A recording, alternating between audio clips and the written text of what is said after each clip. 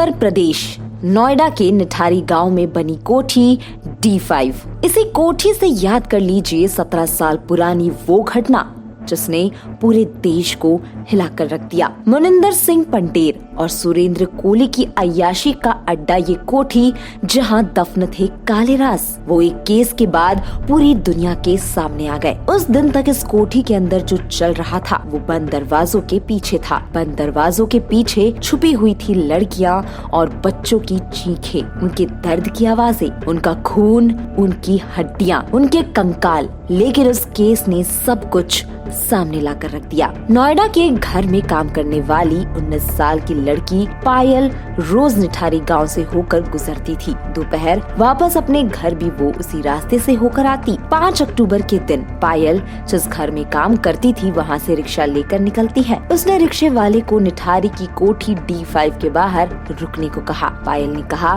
कि वो अभी 5 मिनट में अंदर से आ रही है, लेकिन 5 मिनट आधे घंटे में तब्दील हो गए। पायल ने रिक्शे वाले को पैसे भी नहीं दिए थे। रिक्शे वाले ने अंदर जाकर पायल के बारे पूछा। इस कोठी के अंदर इस रिक्शे वाले की मुलाकात एक शख्स से होती है जिसका नाम था सुरेंद्र कोली। सुरेंद्र ने रिक्शे वाले को कहा कि पायल तो काफी देर पहले ही निकल गई, लेकिन रिक्शे वाले को ये बात कुछ हजम नहीं हुई। वो रिक्शे के साथ गेट के सामने ही खड़ा था और उसने पायल को कोठी से निकलते हुए देखा ही नहीं। रिक्शे वाले ने पायल के घर का पता लगाया और उसके परिवार को बताया कि पायल इस कोठी में अंदर गई थी और वापस नहीं आई। पायल के पिता ने बेटी के लापता होने की रिपोर्ट दर्ज करवाई और फिर पहली बार निठारी की ये कोठी पायल केस के मामले में चर्चा में आई। लेकिन अभी तो कहानी की शुरुआत हुई। तो आगे जो हुआ उसने पूरे देश के लोगों की रूह कपा दी। पायल के पास एक फोन था, वही उसके लापता होने का अहम सुराग था। पुलिस कॉल डिटेल्स निकालती है तो उससे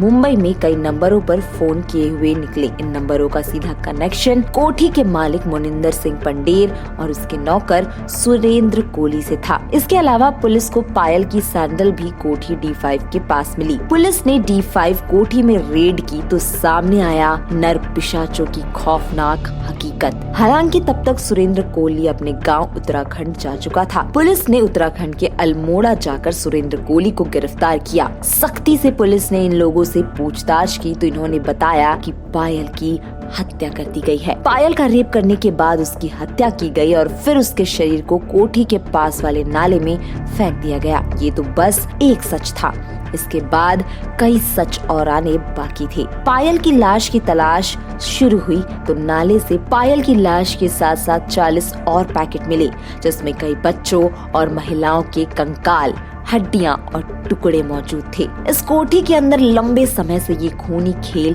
खेला जा रहा था। 19 लोगों के कंकाल बरामद किए गए। इस केस ने हर किसी को हिलाकर रख दिया। कोई सोच भी नहीं सकता था कि नोएडा के इस छोटे गांव में बनी इस कोठी में ऐसा भयानक कांड हो सकता है। एक के बाद एक केस सामने आने लगे। ये लोग बहला फुसला काम करने वाली महिलाओं और छोटे बच्चों को कोठी में बुलाते, फिर उनके साथ यौन शोषण करते और उनकी हत्या कर देती। लाशों को पास के नाले में फिकवा देते। ये कोठी पंजाब के बिजनेसमैन मुनिंदर सिंह पंडेर की थी। पहले वो यहाँ अपने परिवार के साथ रहता था, लेकिन साल 2004 के बाद उसका परिवार पंजाब चला गया। इसी दौरान सुरेंद्र कोली, जो उत्तराखंड के अल्मोड़ा का रहने वाला था, इसके कांटेक्ट में आया। सुरेंद्र कोली खाना बनाने में एक्सपर्ट था और पहले खाना बनाने का ही काम करता था। यहाँ वो पंडेर का पूरा घर संभालने लगा और दोनों एक साथ कोठी में रहने लगे। बताया जाता है कि ये कोठी मुनिंदर पंडेर की अय्याशी का अड्डा था, जहाँ अक्सर कॉल गर्ल्स आया करती